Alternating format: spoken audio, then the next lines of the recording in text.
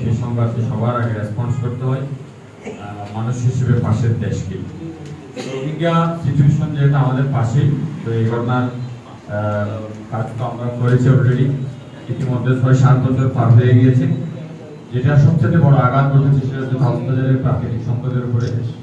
আপনারা জানেন যে কক্সবাজার থেকে একেবারে অ্যান্টার্কটিকা পর্যন্ত এখানে সোজা দক্ষিণে কোনো ভূখণ্ড নেই।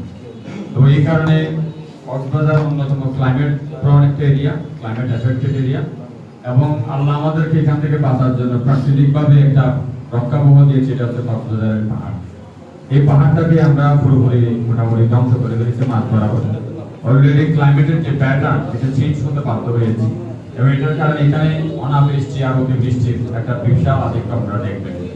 এর পাশাপাশি আমাদের এই এলাকার যে পাহাড়ের যে গাছ ছিল সেই গাছগুলো যখন চলে গিয়েছে, সবকটা পাহাড়ের তলা কিন্তু ফাটল ধরেছে, উঁচুগুলাকে ধসে যাওয়ার অবস্থার মধ্যে আছে, এবং এটা অলরেডি ঘটেছে কক্সবাজারের অনেকগুলো ভূমিধস আপনারা দেখবেন এই পাহাড়গুলো। এবং যখন বন্যা হয় সকল মাটিগুলো একসাথে চলে আসার কারণে বহু লোককে প্রতি বছর ঘরবাড়ি হারাতে হয় এই রোহিঙ্গা ক্যাম্পে যারা আছে। আর এটা সবচেয়ে বেশি ইম্প্যাক্ট কোস্ট কমিউনিটিতে পড়েছে এভাবে, আপনার ওই এলাকার পানির যে লেয়ার সেটা অটোমেটিক কমে গেছে, কারণ যেখানে গাছ থাকবে না সেখানে কৌশিক পানিগুলা ছুঁয়ে দিয়ে মাটির ভেতরে ঢোকার কোনো সুযোগ থাকবে না। যখন পানি ঢুকবে না তখন অটোমেটিক ওই পাহাড়গুলো ফাঁকা হয়ে যাবে এবং পাহাড়গুলো নেমে যেতে বাধ্য হবে। এমন ঘটনার কারণে বহু জায়গায় সেলফ হোল তৈরি হয়, যেটা যেমনটা আপনারা তুরস্কে ইরানে দেখেছেন, এটা এখানেও ঘটছে। এবং এটার এই যে পানির লেয়ার যে কমে গেল, এই পানির লেয়ার কমে যাওয়ার কারণে আলটিমেটলি এখানে পানির অভাব দেখা দিয়েছে।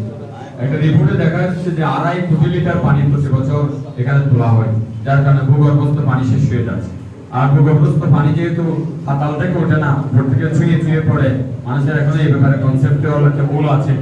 এই পানিগুলো লেয়ার কমে যাওয়ার কারণে এলাকার মানুষের অলরেডি পানির অভাব